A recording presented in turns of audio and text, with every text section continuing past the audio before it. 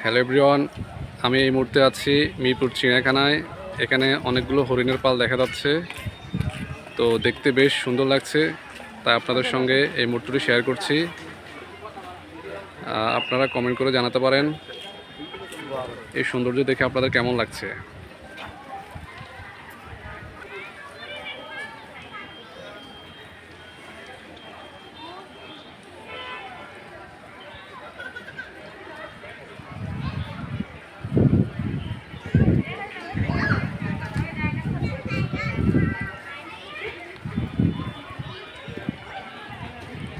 আসলে প্রাণ প্রকৃতির যে মিলন মেলা, এখানে না আসলে সেটি বোঝাই যায় না।